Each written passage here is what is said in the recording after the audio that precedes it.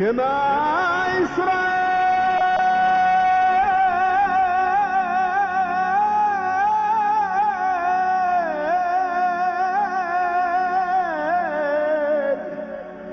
Adonai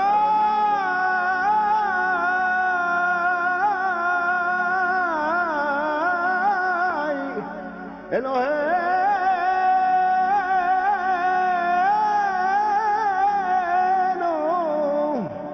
Adonai Echad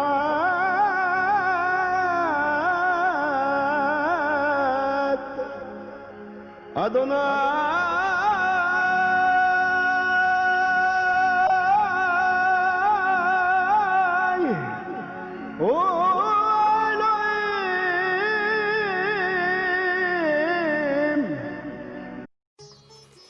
shalom. கர்த்தருடைய பரிசுத்த நாமம் மகிமைப்படுவதாக. ஆண்டவராகிய இயேசு கிறிஸ்துவின் நாமத்தில், யெஷுவா ஹமஷியாஹ் நாமத்தில் தேவனுடைய வார்த்தைகளை கேட்கும்படியாக வந்திருக்கிற அனைவரையும் அன்புகளை வாழ்த்தி நான் வரவேற்கிறேன். நாம் நம்மை தற்பரிசோதனை செய்வதற்காக நாம் இங்கே கூடி வந்திருக்கிறோம். தேவனுடைய வார்த்தைகளை கேட்கும்படியாக நாம் அமர்ந்திருக்கிறோம். சரி, இந்த நாட்களில், அதாவது இன்றிலிருந்து இன்றைக்கு, நாளைக்கு, நாளை மறுநாள், இந்த 3 நாட்களும் நம்ம ஒரு குறிக்கப்பட்ட தலைப்பில் நம்ம வேதத்தை நம்ம தியானிக்க போகிறோம். அந்த தலைப்பு என்ன அப்படின்னா, தோட்டத்துக்குள் ஒரு தோட்டம் என்கிற தலைப்பில் நம்ம தேவனுடைய வார்த்தைகளை நாம் கவனிக்க போகிறோம். பரிசுத்த வேதாகமத்தில் ஆண்டவர் 2 விதமான தோட்டங்களை பற்றி சொல்லி இருக்கிறார். 2 விதமான தோட்டங்கள் இருக்கிறது. ஒன்று எழுத்தின்படியே ஒரு தோட்டம், 2வது அதாவது மணவாட்டியை ஆண்டவர் தோட்டத்துக்கு ஒப்பிட்டு சொல்லி இருக்கிறார். இப்படி 2 விதமான தோட்டங்களை நம்ம பரிசுத்த வேதாகமத்தில் பார்க்க முடியும். அப்போ இதை வைத்துதான் நம்ம இந்த தலைப்பை நம்ம கொடுக்கிறோம், தோட்டத்திற்குள் ஒரு தோட்டம் என்று. நீங்களும் நானும் தோட்டத்துக்குள் வந்தால் மட்டும் போதாது, அந்த தோட்டத்துக்குள்ளே இருந்து நாமே தோட்டமாக மாற வேண்டும் என்பதைத்தான் இந்த 3 நாட்களிலும் நம்ம கற்றுக்கொள்ள போகிறோம். சரி, முதல் 2 நாட்களும் நம்ம முதலாவது தோட்டத்தை பற்றி படிக்க போகிறோம். எழுத்தின்படி இருக்கிற அந்த தோட்டம்.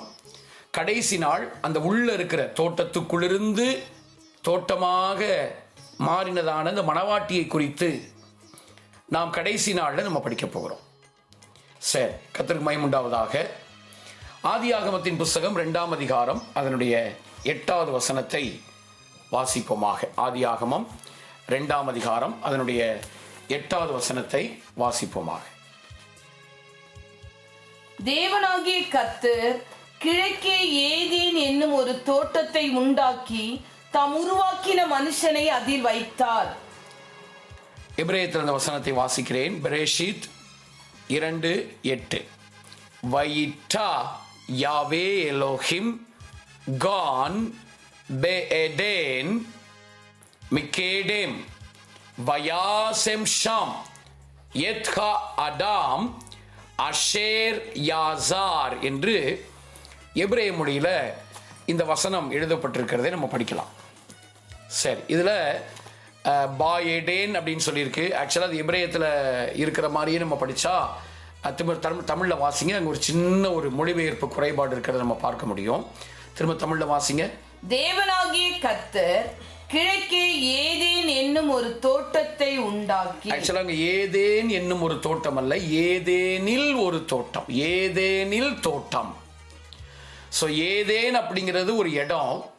அந்த ஏதேனுக்குள்ள ஆண்டவர் தோட்டத்தை உண்டாக்கி அந்த தோட்டத்தில் தான் மனிதனை கொண்டு போய் வைக்கிறார். ஆதியாகமம் 1ஆம் அதிகாரம் 26ஆம் வசனத்தில் ஆண்டவர் அதரிசனமான மனிதனை ஆண்டவர் உண்டாக்குகிறார்.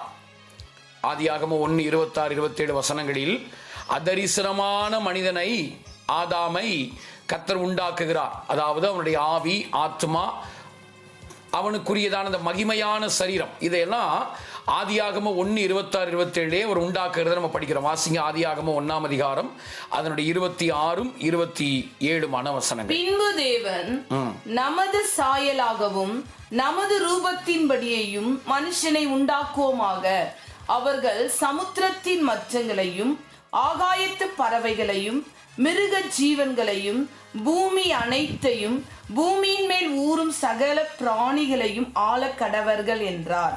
தேவன் தம்முடைய சாயலாக மனுஷனை சிருஷ்டித்தார், அவனை தேவ சாயலாகவே சிருஷ்டித்தார். இப்படியாக ஆண்டவர் மனிதனை அங்கு சிருஷ்டிக்கிறத நம்ம படிக்கிறோம். வாசிங்க, அவனை ஆணும் பெண்ணுமாக அவர்களை சிருஷ்டித்தார். இப்படியாக அதரிசனமான மனிதனை ஆண்டவர் ஆதியாகமம் 1:26-27 ஆண்டவர் படைத்து விடுகிறார்.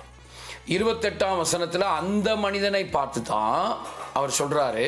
1:28 வாசிங்க. அந்த அதரிசனமான மனிதனை பார்த்தான் சொல்றார்.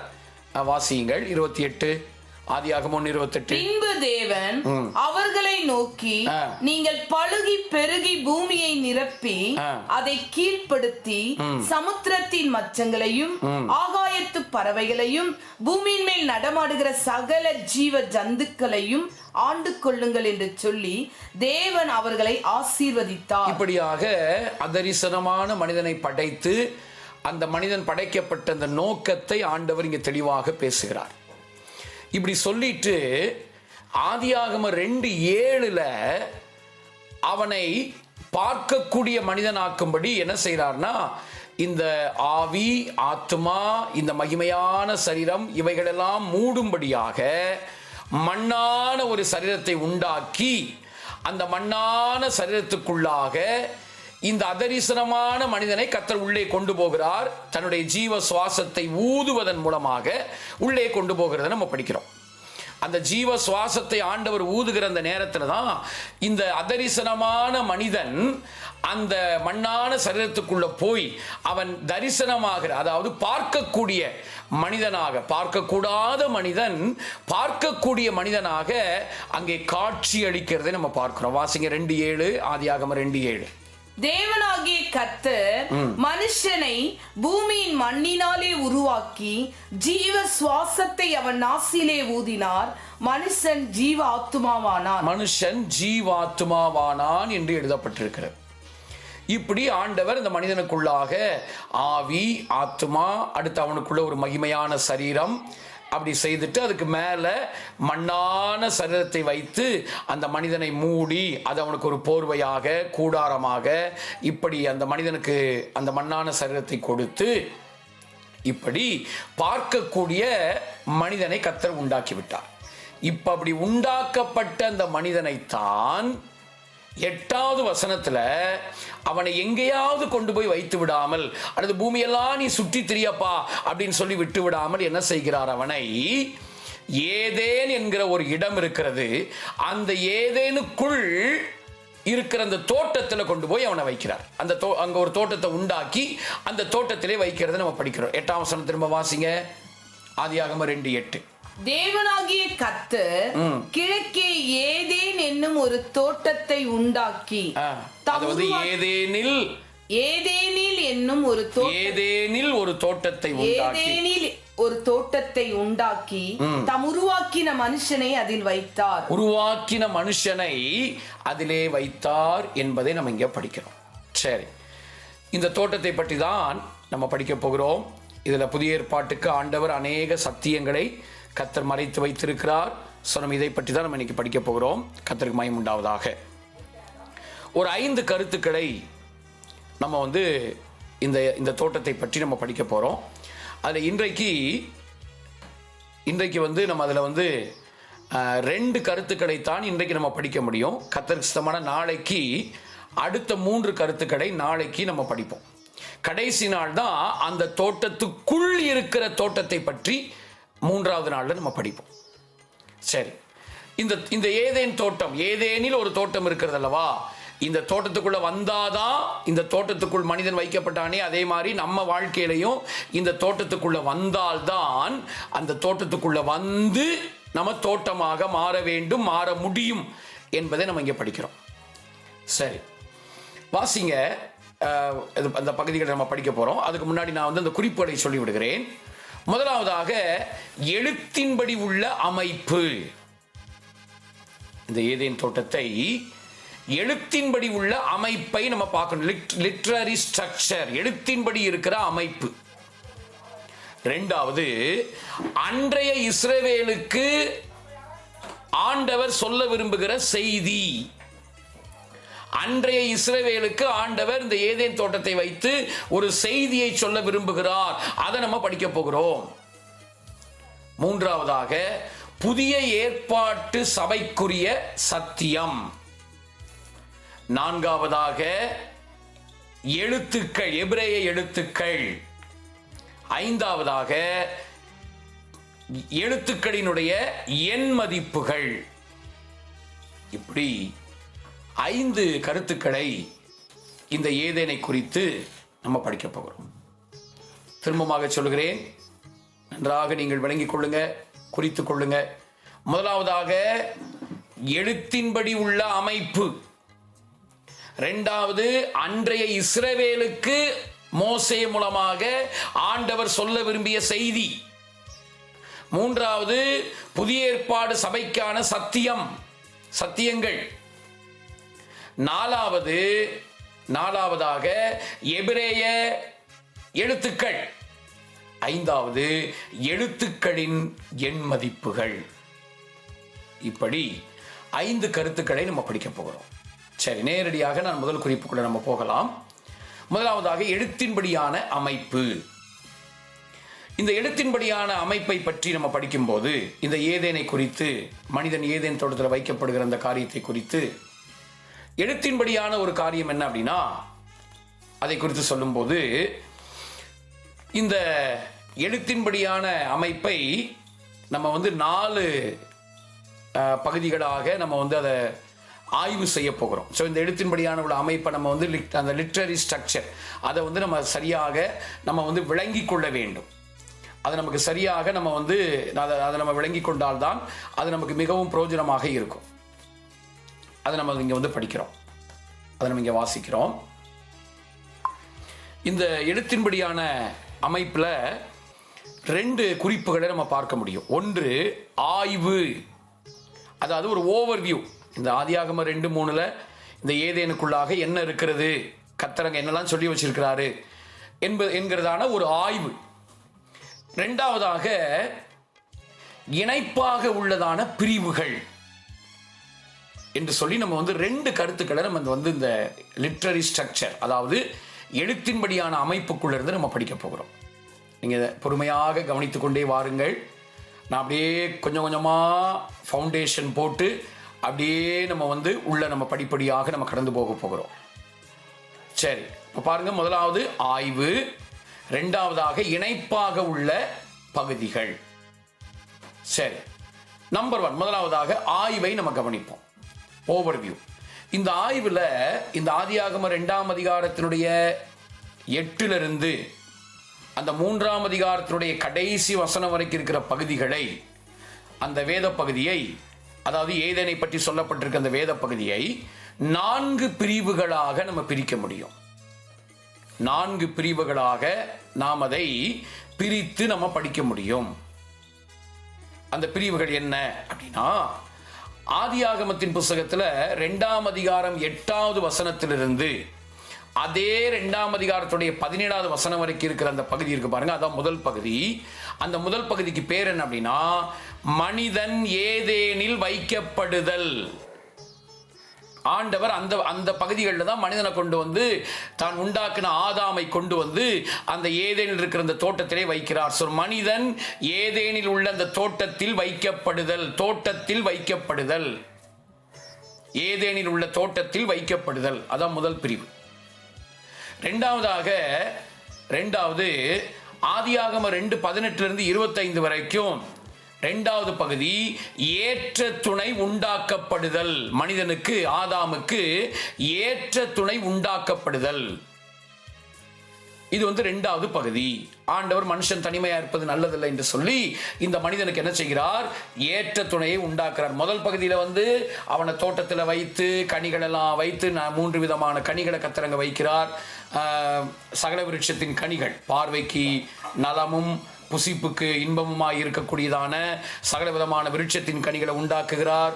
அடுத்து ஜீவ விருட்சத்தின் கனியை உண்டாக்குறாரு.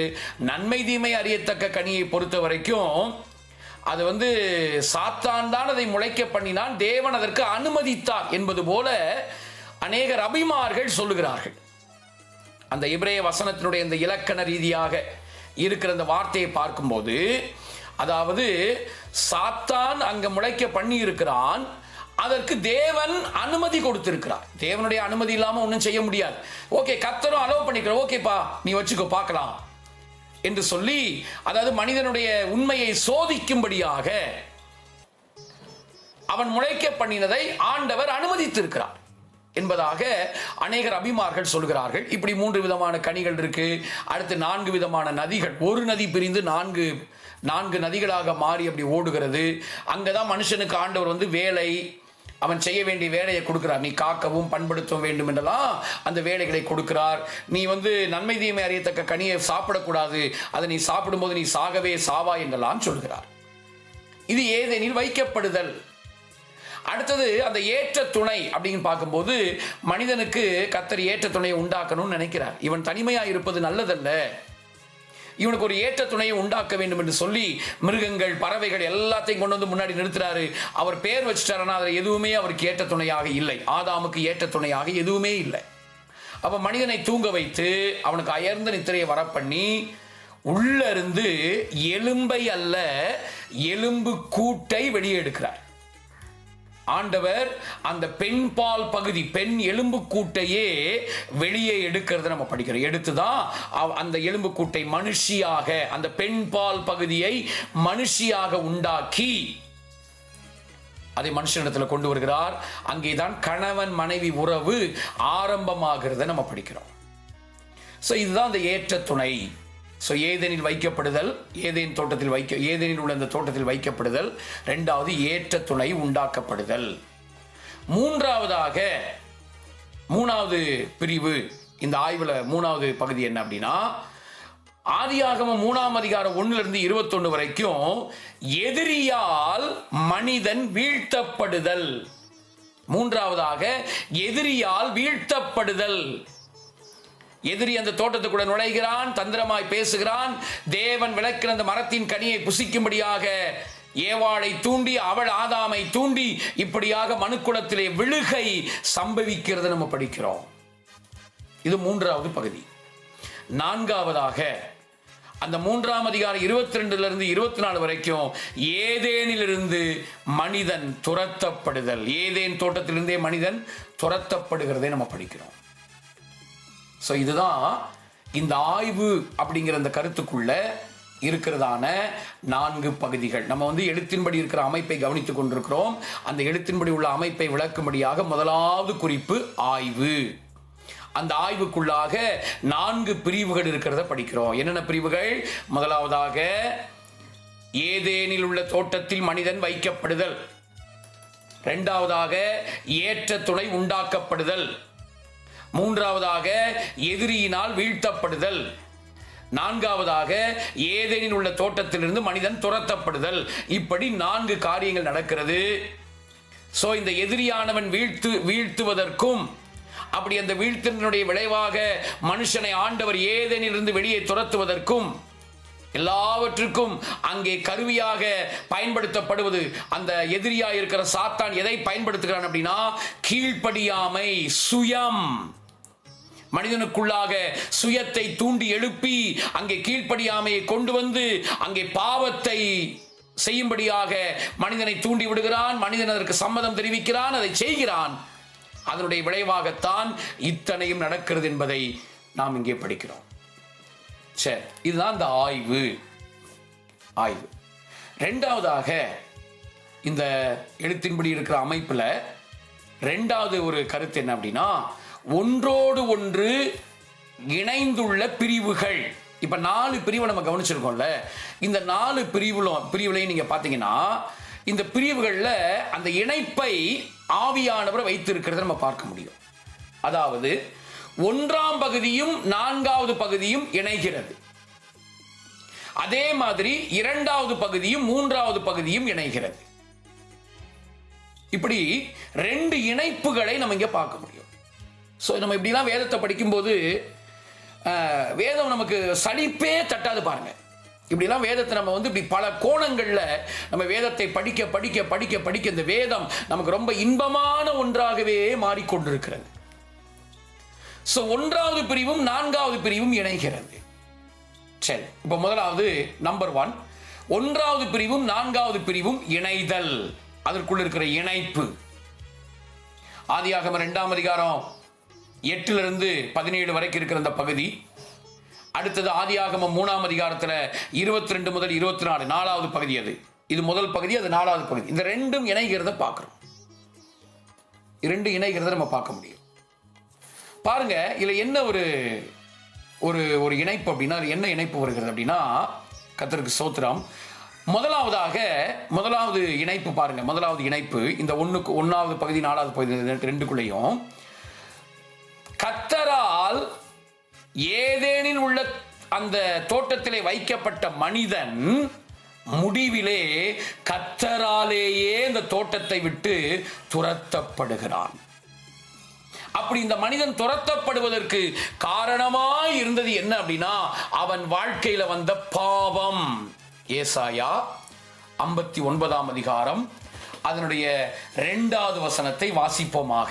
ஏசாயா 59ஆம் அதிகாரம் அதனுடைய 2வது வசனத்தை வாசிப்போமாக. உங்கள் அக்கிரமங்களே உங்களுக்கும் உங்கள் தேவனுக்கும் நடுவாக பிரிவினையை உண்டாக்குகிறது.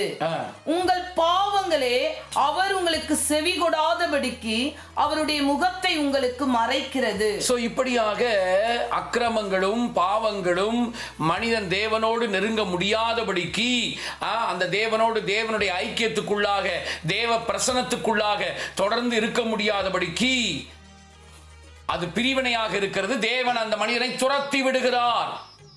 ஒருபோதும் நம்முடைய ஆண்டவர் பாவத்திற்கு எப்போதும் துணை போக மாட்டார், உடன்பட மாட்டார். அது எந்த ரூபத்தில் இருந்தாலும் சரிதான். அதற்கு ஆண்டவர் ஒருபோதும் துணை போக மாட்டார், இணங்கி போக மாட்டார். தேவன் பரிசுத்தர், மனிதனும் பரிசுத்தம் உள்ளவனாய் இருக்க வேண்டும் என்பதை அவர் அதிகமாக விரும்புகிறார் என்பதை நம்ம இங்கே படிக்கிறோம். ஆகவே இங்கே மனிதன் துரத்தப்படுகிறான். நம்முடைய வாழ்க்கையில அப்படிதான். நம்முடைய வாழ்க்கையில எந்த ஒரு பாவத்திலும் நம்ம நிலைச்சிருந்து அதை அறிக்கை செய்வது, விட்டு விடுவதற்கோ, அதிலிருந்து எப்படியாவது விடுதலையாகி வெளியே வருவதற்கோ நம்ம முயற்சி பண்ணாம துணிகரமாக நம்ம பாவம் செய்து கொண்டே இருந்தால் ஆண்டவர் நம்மையும் தேவ பிரசனத்தை விட்டு துரத்தி விடுவார். தேவ சமூகத்தை விட்டு நாம் துரத்தப்படுவோம் என்பதை மறந்துவிடக் கூடாது. இதை நம்ம இங்க படிக்கிறோம். அடுத்ததாக 2வது ஒரு இந்த 1வது பிரிவுக்கும் 4வது பிரிவுக்கும் 2வது ஒரு இணைப்பு இருக்கு பாருங்க. அந்த இணைப்புக்குள்ள 2வது பகுதி என்னன்னா, ஆதியாகமத்தின் புத்தகத்துல 2ஆம் அதிகாரத்தினுடைய 9வது வசனம், அதே மாதிரி 3ஆம் அதிகாரத்தினுடைய 22 to 24 வசனங்கள். இந்த ரெண்டு பகுதிகள் பாருங்க. 1வது பகுதி 4வது பகுதி. இதுல என்னன்னா, கர்த்தருக்கு ஸ்தோத்திரம், அந்த 17ஆம் வசனத்தை ஆதியாகமம் 2:17 சேர்த்து படித்தால் நல்லா கவனிங்க. ஒரு மரத்தை தொட்டபடியினால் இன்னொரு மரத்தை மனிதன் இழந்து போகிறான். 17ஆம் வசனம் வாசிங்க. ஆதியாகமம் 2:17, ஆதியாகமம் 2ஆம் அதிகாரம். ஆனாலும் நன்மை தீமை அறியத்தக்க விருட்சத்தின் கனியை புசிக்க வேண்டாம், அதை நீ புசிக்கும் நாளிலே சாகவே சாவா என்று கட்டளையிட்டார். சோ இது தொடக்கூடாத மரம், நன்மை தீமை அறியத்தக்க மரம். இதை மனுஷன் தொடக்கூடாது, இதை சாப்பிடக்கூடாது. ஆனால் மனிதன் இதை சாப்பிட்டு விட்டான். தொடக்கூடாத மரத்தை தொட்டு அதை புசித்து விட்டான்.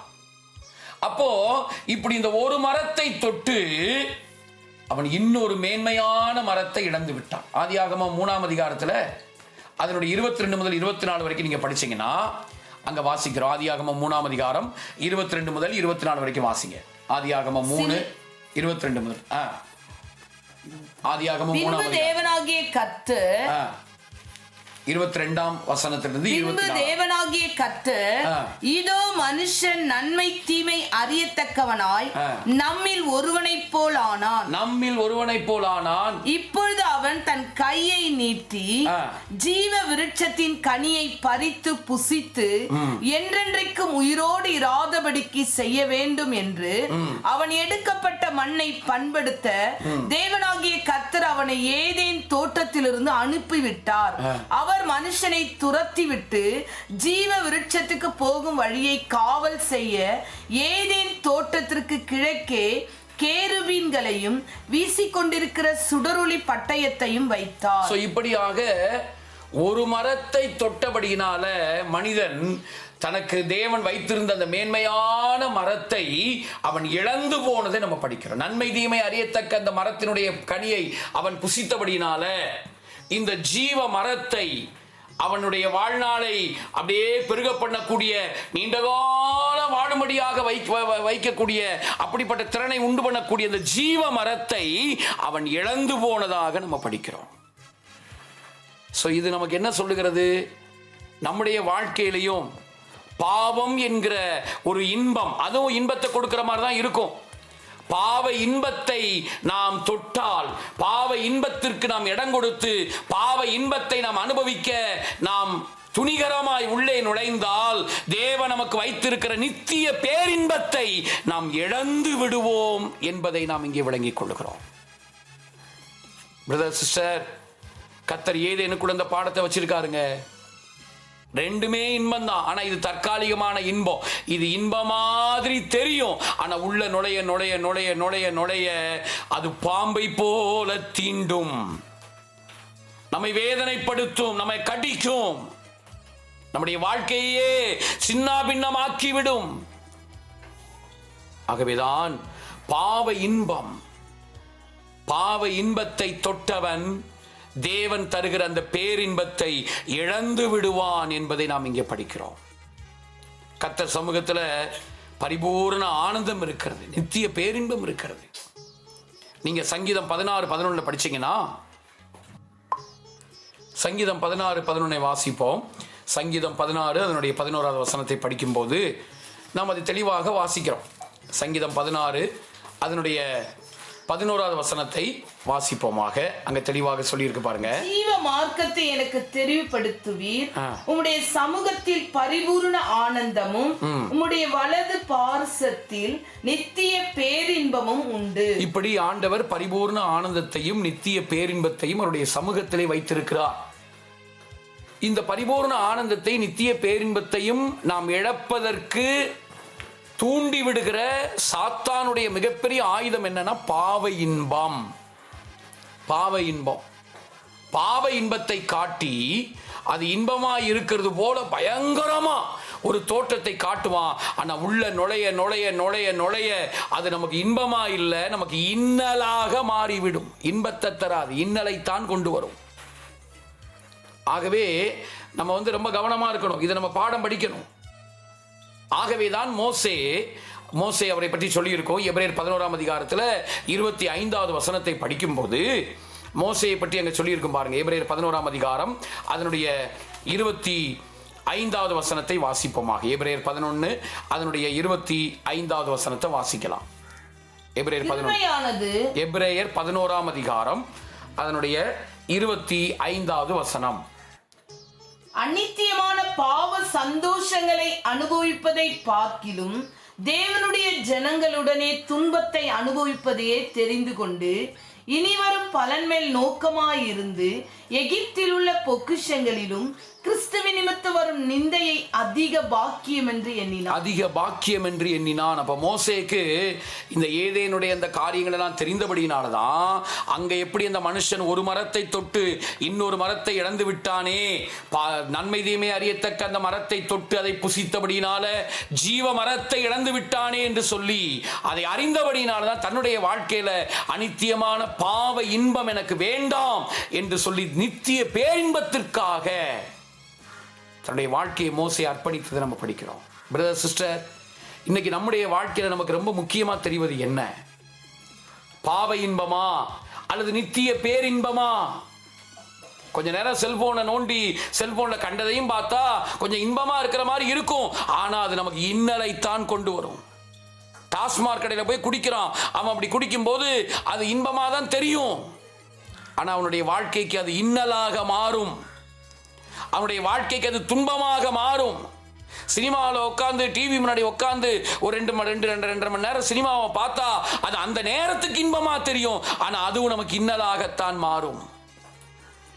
வேற என்னென்ன காரியங்களை நம்ம செய்தாலும் பாவ இன்பங்கள் அது நமக்கு இன்னலாகவே இருக்கும் என்பதை நம்ம விளங்கிக் கொள்ள வேண்டும். இவைகளை நாம் இங்கே படிக்கிறோம். ஸோ இந்த இணைப்புக்குள்ள பாருங்க ஆண்டவர் எப்படி அந்த இணைப்பை கர்த்தர் வச்சிருக்கார் பாருங்க. அடுத்தது மூணாவது இந்த ஆதியாகமம் அந்த அந்த புத்தகத்தில் இருக்கிற அந்த இணைப்புல, அதாவது அந்த 1வது பகுதி 4வது பகுதி இணைஞ்சிருக்கு பாருங்க. அந்த இணைப்புக்குள்ள பாருங்க, ஆதியாகமம் 2ஆம் அதிகாரம் 15ஆம் வசனத்துல வேதனையற்ற வேலை. மனிதன் பாவம் செய்யறதுக்கு முன்னாடியும் வேலை இருக்கு, அவன் பாவம் செஞ்சதுக்கு அப்புறமும் வேலை கொடுத்தாரு, வேலை இருக்கு. ஆனா மனிதன் பாவம் செய்யும் முன்னே அவனுக்கு கொடுக்கப்பட்ட வேலை வேதனையற்ற வேலை. ஆதியாகமம் 2:15 வாசிங்க. ஆதியாகமம் 2ஆம் அதிகாரம் 15வது வசனம். ஆதியாகமம் 2:15. தேவனாகிய கர்த்தர் மனுஷனை ஏதேன் தோட்டத்திலே அழைத்து கொண்டு வந்து அதை பண்படுத்தவும் காக்கவும் வைத்தார். இந்த பண்படுத்துவதும் காப்பதும் இதெல்லாம் அப்ப அவனுக்கு அது வேதனையான வேலையே அல்ல. வேலை இருந்தது, ஆனா அதிலே வேதனை இல்லை. ஆனால் ஆதியாகமத்தின் புத்தகம் 3ஆம் அதிகாரத்துல 16வது வசனத்திலிருந்து நீங்க பார்த்தீங்கன்னா, அங்கே வேதனையோடு கூடிய வேலை. மனிதன் பாவம் செய்தபடியினால அவனுடைய வாழ்க்கையில வேதனை இல்லாத வேலை என்று சொல்லுகிற அந்த ஆசீர்வாதம் நீக்கப்படுகிறது. இப்பொழுது அவனுக்கு வேதனையோடு கூடிய வேலை. ஆதியாகமம் 3:16 நம்ம அதை படிக்கிற வாசியுங்கள். ஆதியாகமம் 3ஆம் அதிகாரம் 16 ஆதியாகமத்தின் புத்தகம் 3:16 16:16. அவர் ஸ்ரீயை நோக்கி, நீ கர்ப்பவதியாய் இருக்கும் பொழுது உன் வேதனை மிகவும் பெருக பண்ணுவேன், வேதனையோடு பிள்ளை பெறுவாய், உன் ஆசை உன் புருஷனை பற்றி இருக்கும், அவன் உன்னை ஆண்டு கொள்வான் என்றார். பின்பு அவர் ஆதாமை நோக்கி, நீ உன் மனைவியின் வார்த்தைகளுக்கு செவி கொடுத்து புசிக்க வேண்டாம் என்று நான் உனக்கு விலக்கின விருட்சத்தின் கனியை புசித்தபடியால் பூமி உன் நிமித்தம் சபிக்கப்பட்டிருக்கும், நீ உயிரோடு இருக்கும் நாளெல்லாம் வருத்தத்துடனே அதன் பலனை புசிப்பாய். வருத்தத்துடனே அதனுடைய பலனை புசிப்பாய். அது உனக்கு முள்ளும் குறுக்கும் முளைப்பிக்கும், வெளியின் பயிர் வகைகளை புசிப்பாய். நீ பூமியிலிருந்து எடுக்கப்பட்டபடியால் நீ பூமிக்கு திரும்ப மட்டும் உன் முகத்தின் வேர்வையால் ஆகாரம் புசிப்பாய். உன் முகத்தின் வேர்வையால், நீ வேர்வை சிந்தி நீ வேலை செய்துதான் நீ ஆகாரத்தை புசிக்க வேண்டும் என்று சொல்லுகிறத நம்ம படிக்கிறோம்.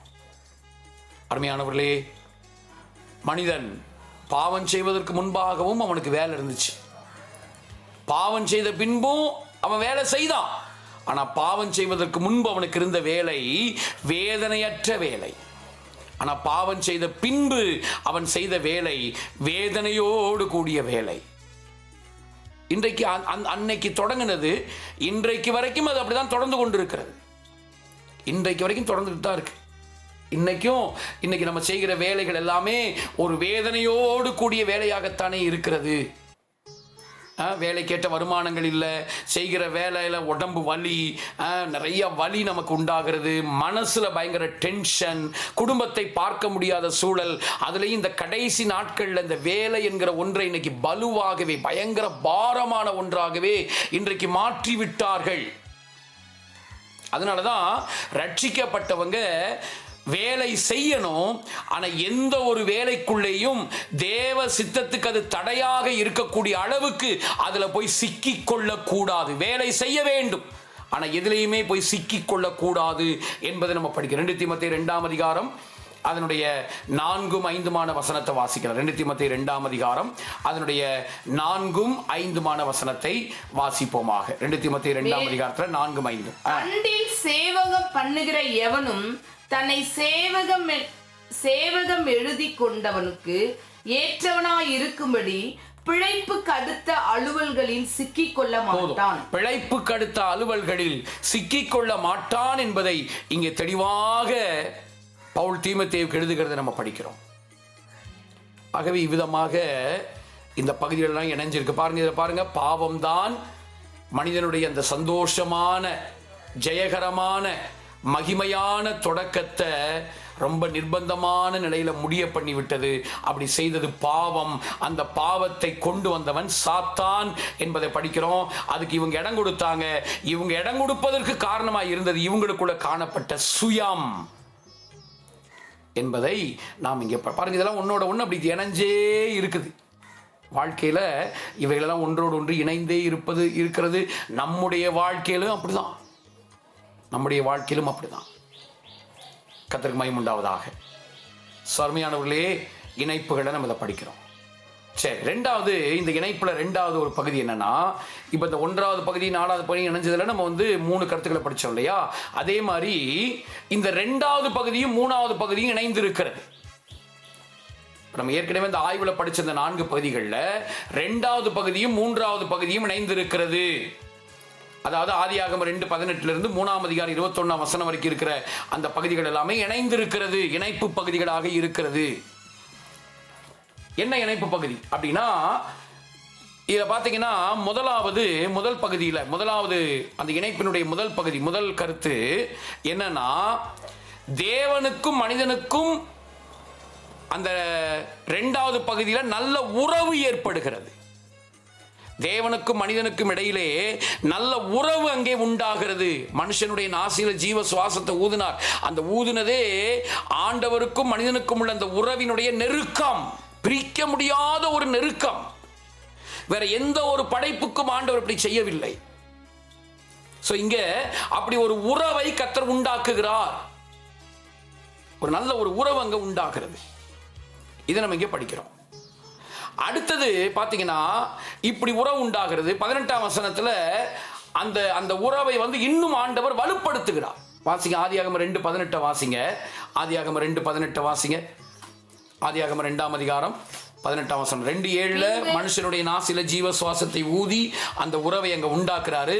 அது இன்னும் வலுப்பெறுகிறது. 18ஆம் வசனம் வாசிங்க. பின்பு தேவனாகிய கர்த்தர், மனுஷன் தனிமையாய் இருப்பது நல்லதல்ல, ஏற்ற துணையை அவனுக்கு உண்டாக்குவேன் என்றார். இப்படியாக அங்க உறவு வலுப்பெறுகிறத நம்ம பார்க்கிறோம். இப்படி வலுப்பெற்ற அந்த உறவு ஆதியாகமம் 3:8 உடைந்து போகிறத நம்ம பார்க்கிறோம். 3வது பிரிவு, ஆதியாகமம் 3ஆம் அதிகாரம் 3வது பிரிவாக நம்ம ஆய்வுல கவனிச்சோம். ஆதியாகமம் 3:8 அந்த உறவு உடைந்து போகிறது. மனுஷனை ஆண்டவர் கடவுள் தேடி வருகிறார். ஆனா இவன் அவருக்கு விலகி போய்விட்டான். ஆதியாகமம் 3:8 வாசிங்க. ஆதியாகமம் 3ஆம் அதிகாரம் 8ஆம் வசனம். பகலில் குளிர்ச்சியான வேளையிலே தோட்டத்தில் உலாவுகிற தேவனாகிய கர்த்தருடைய சத்தத்தை அவர்கள் கேட்டார்கள்.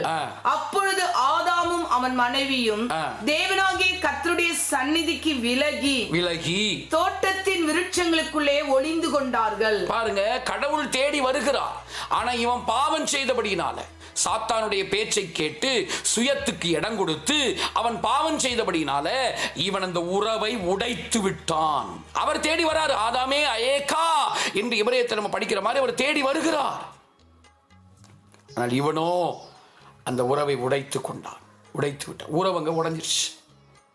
அடுத்தது நீங்க பாத்தீங்கன்னா, இந்த பிரிவுல, இந்த இணைப்புல 2ஆம் பிரிவு 3வது பிரிவு இணைஞ்சிருக்கு பாருங்க. அந்த இணைப்புல, அந்த பிரிவுல அடுத்து 2வது ஒரு அற்புதமான ஒரு லிங்க் இருக்கு பாருங்க, இணைப்பு இருக்கு பாருங்க. 2வது கருத்து ஆதியாகமம் 2:23 2வது பிரிவா இருக்கக்கூடிய அந்த 2:23 மனிதனுக்கும் இருக்கிற உறவு, அதாவது கணவன் மனைவி உறவு அப்படியே ரொம்ப ஆழமானதாக இருக்கிறது. ஆதியாகமம் 2:23 வாசிங்க. ஆதியாகமம் 2ஆம் அதிகாரம் 23ஆம் வசனம். ஆதியாகமம் 2:23. ஆதாம், இவள் என் எலும்பின் எலும்பும் என் மாம்சத்தின் மாம்சமாய் இருக்கிறாள். இவள் மனுஷனிலிருந்து எடுக்கப்பட்டபடியினால் மனுஷி எனப்படுவாள் என்றார். இப்படியாக அவங்க 2 பேரும் ஒரே மாம்சமாக மாறுகிறார்கள். மனுஷன் எடுக்கப்பட்டபடியினால் மனுஷி எனப்படுவாள். இது நிமித்தம் அதை வாசிங்க. இது நிமித்தம் எடுக்கப்படுவான், மனுஷி எனப்படுவான். இது நிமித்தம் புருஷன் தன் தகப்பனையும் தன் தாயையும் விட்டு தன் மனைவியுடன் இசைந்திருப்பான், அவர்கள் ஒரே மாம்சமாய் இருப்பார்கள். இப்படி அவங்களுடைய உறவு ரொம்ப ஆழமானதாக இருக்கிறது, கணவனுக்கும் மனைவிக்கும் இருக்கிற உறவு. ஆனால் இப்ப மனிதன் பாவம் செய்த உடனே பாருங்க, இந்த 3வது பிரிவுல ஆதியாகமம் 3:16 இந்த மனிதனுக்கும் இருக்கிற உறவும் கூட உடைந்து போகிறது நம்ம படிக்கிறோம். ஆதியாகமத்தின் புத்தகம் 3:16 வாசிங்க. ஆதியாகமம் 3:16. இங்க மனிதனுக்கும் இருக்கிற உறவும், அதாவது கணவன் மனைவி உறவும் கூட அங்கே உடைந்து போகிறது. கணவன் மனைவி உறவு உடைஞ்சிச்சுனாவே மீதி எல்லா உறவுகளும் உடைஞ்சிடும். அவ்வளவுதான்.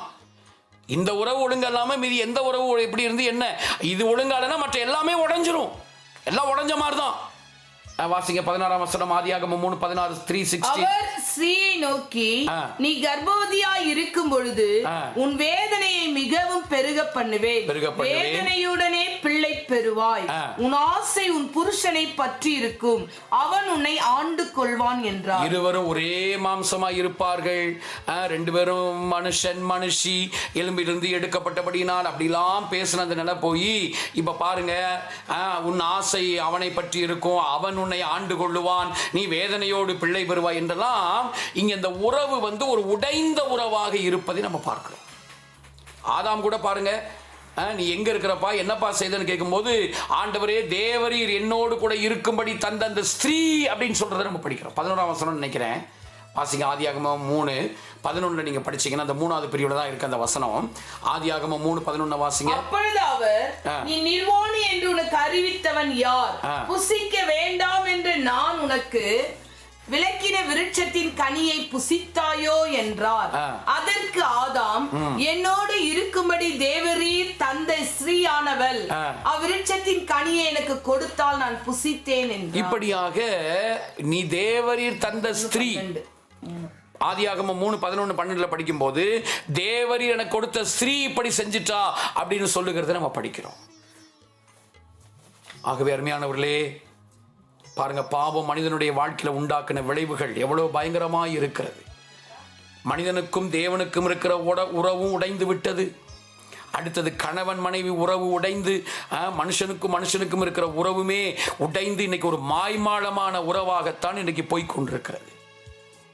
அது மட்டுமா, இந்த இணைப்புக்குள்ள 3வது ஒரு கருத்தை நம்ம படிக்கிறோம். இந்த 2வது 3வது இணைப்புக்குள்ளாக அந்த 25ஆம் வசனம், ஆதியாகமம் 2:25, 2வது பிரிவு, அதுல பாத்தீங்கன்னா களங்கமற்ற தன்மையோடு இருந்த மனுஷன் 3ஆம் அதிகாரத்தில் பாத்தீங்கன்னா கண்ணீரில் மூழ்குகிற நிலைக்கு நேராக அவன் தள்ளப்படுகிறான். களங்கமற்ற நிலைமையில அவன் இருந்தான், இப்ப கண்ணீருக்குள்ளாக அவன் தள்ளப்படுகிறத நம்ம படிக்கிறோம். அவன் வாழ்க்கை கண்ணீருக்குள் மூழ்குகிறது.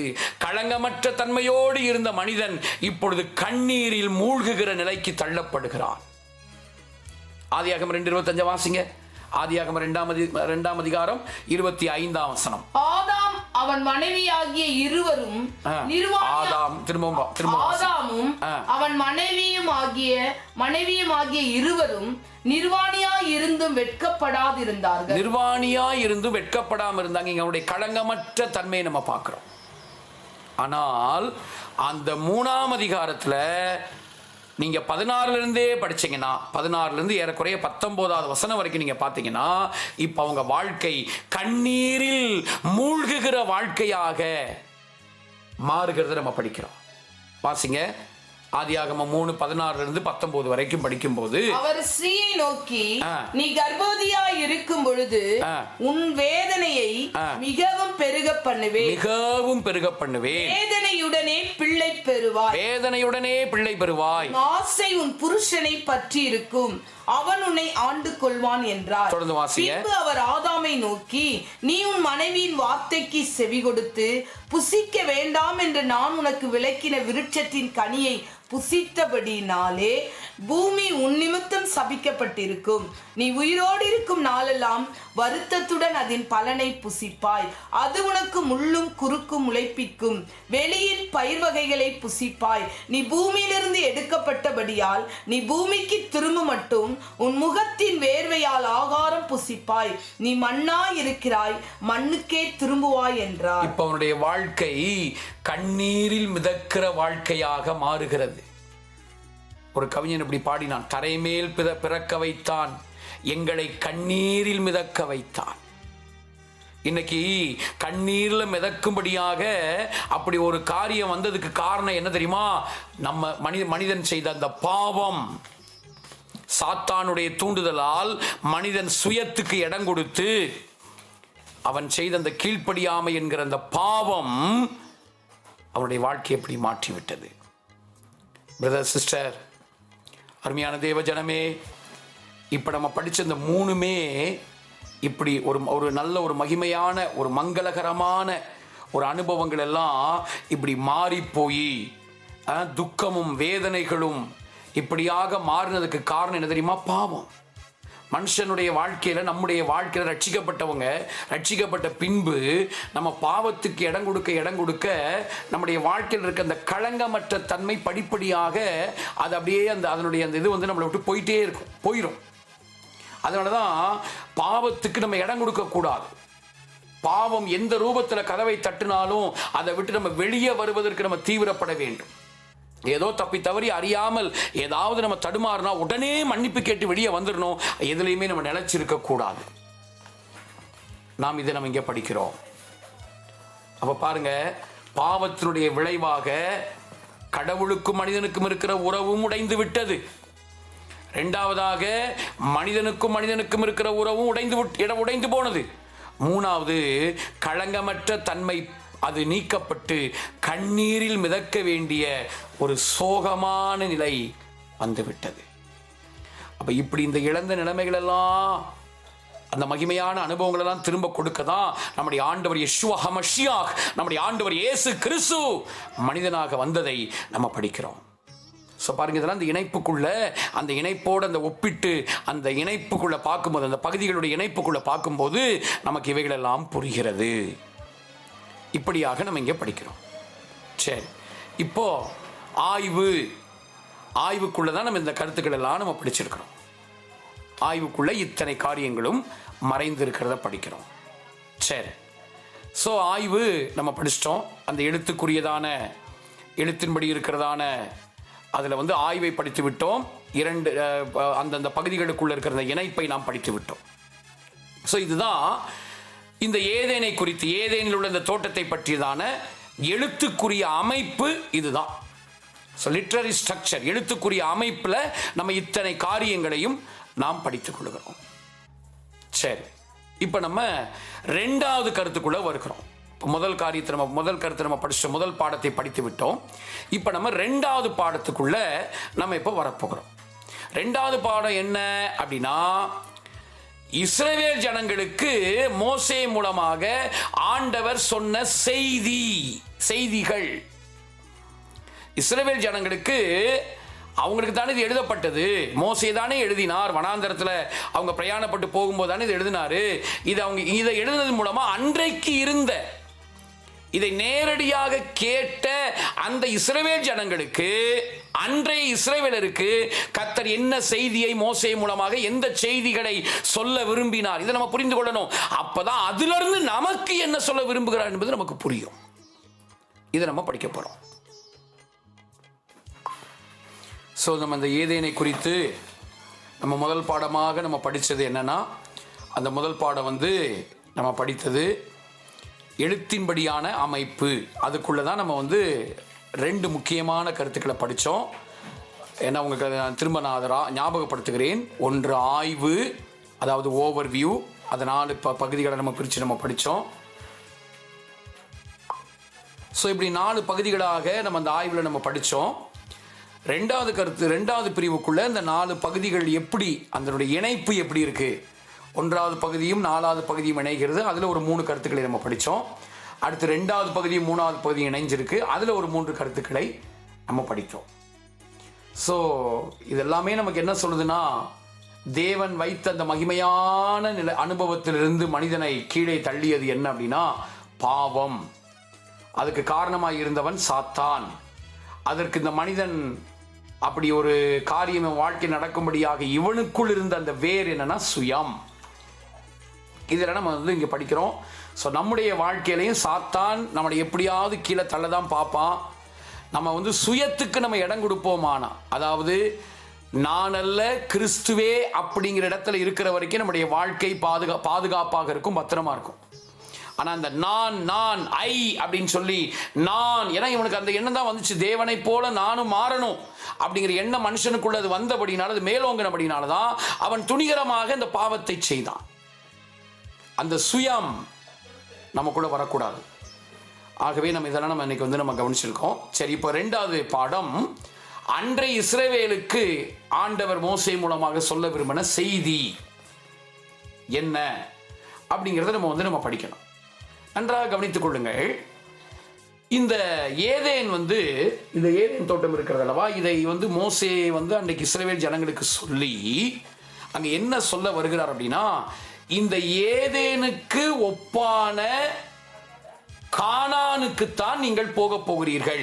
ஏதேன் தோட்டத்துக்கு ஒப்பனையான கானான் தேசத்தை நீங்கள் அடைய போகிறீர்கள். இப்ப இந்த வனாந்திர வழியா நீங்க போயிட்டு இருக்கீங்க.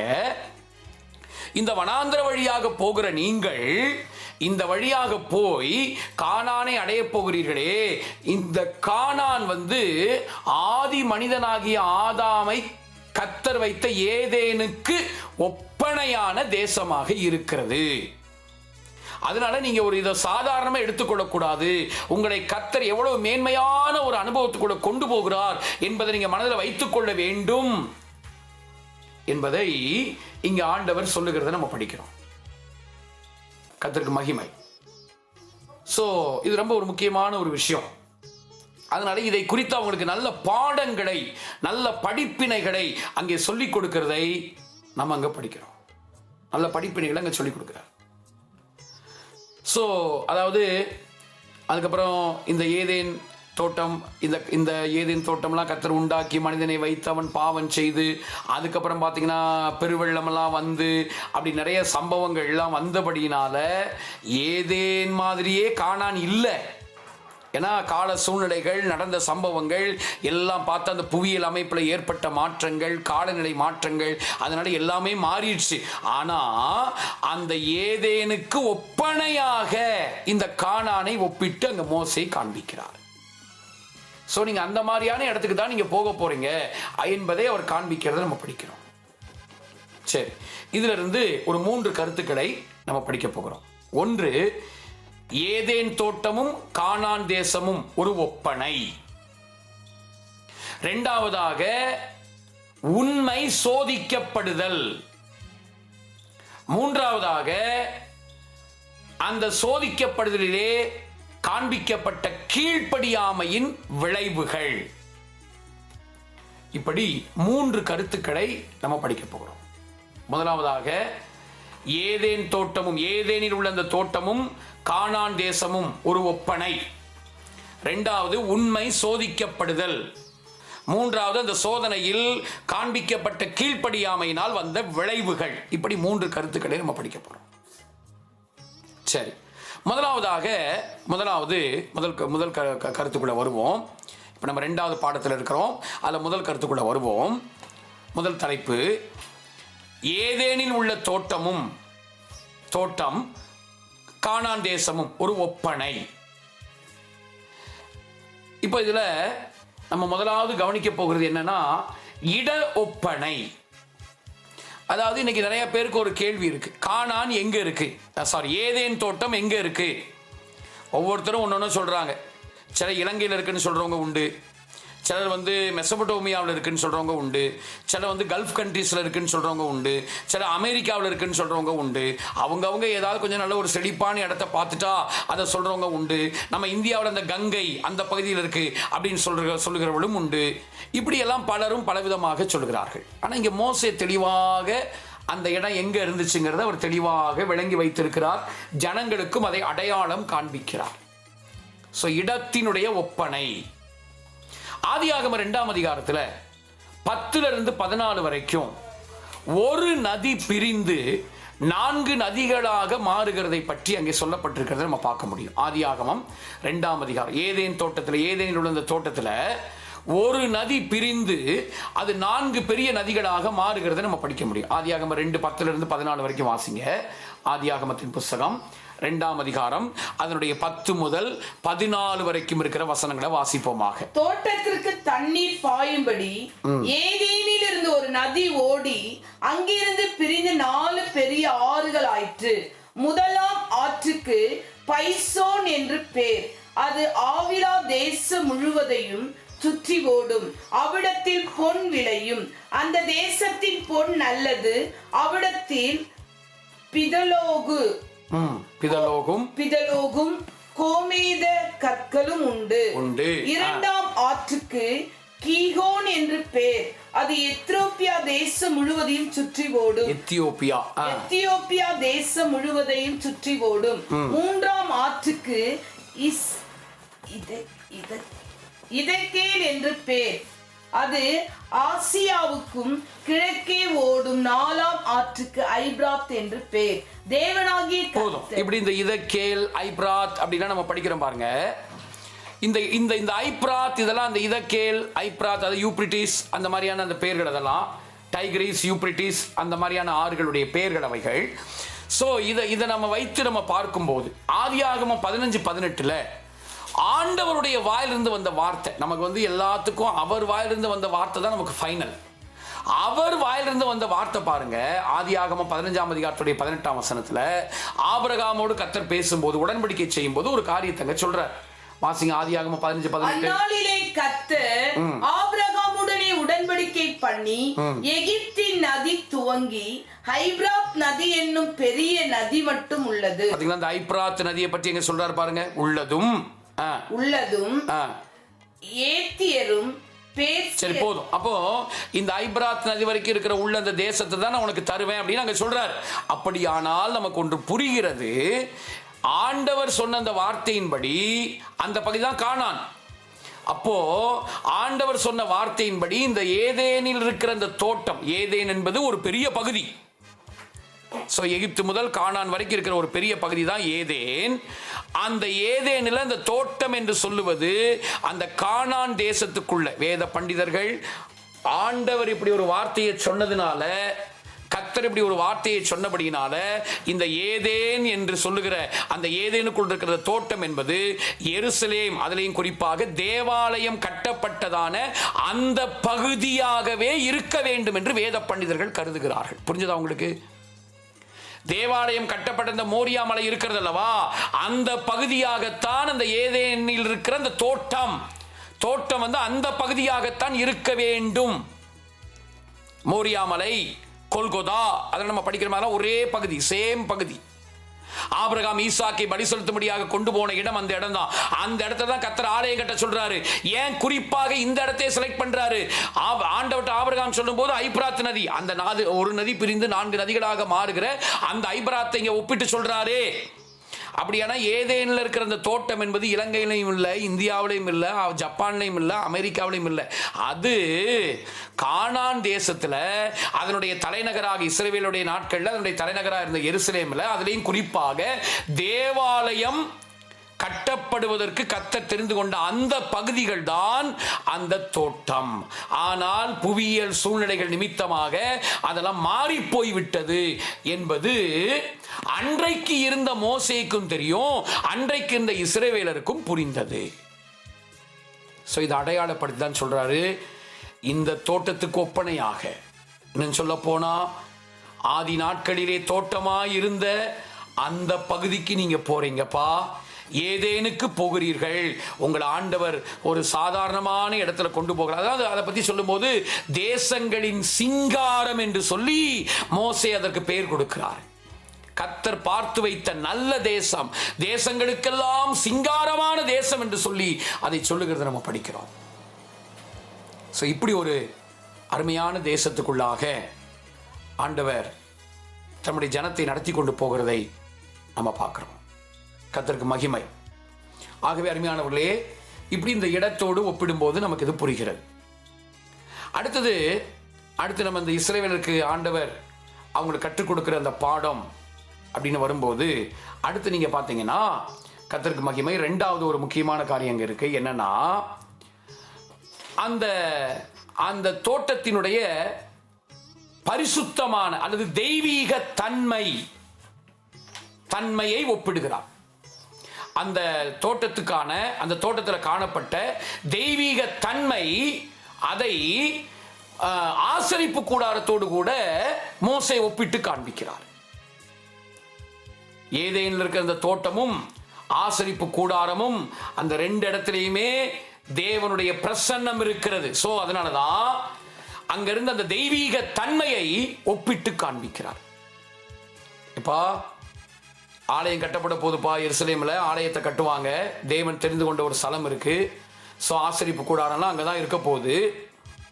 ஸோ இந்த ஆசரிப்பு கூடாரமும் அந்த தோட்டமும் ஒப்பனையாக இருக்கிறது என்று சொல்லி அங்கே காட்டுகிறார்.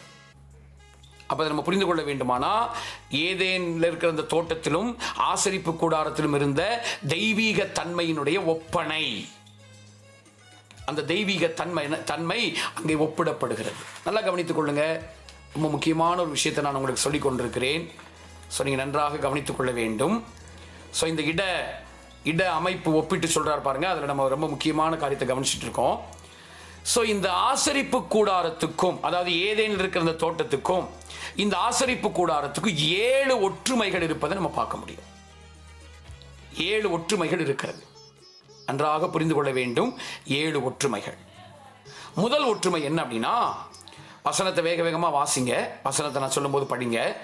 ஆதியாகமம் 3:8 ஏதேன் தோட்டத்துல தேவன் உலாவினார்.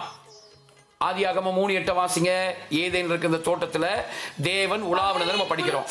வேளையிலே தோட்டத்தில் உலாவுகிற தேவனாகிய கர்த்தருடைய சத்தத்தை அவர்கள் கேட்டார்கள். சரி, அடுத்து லேவியராகமம் 26:12 அங்க நீங்க படிச்சீங்கன்னா, அங்கே ஆசரிப்பு கூடாரத்தில் கர்த்தர் உலாவுகிறத நம்ம பார்க்க முடியும்.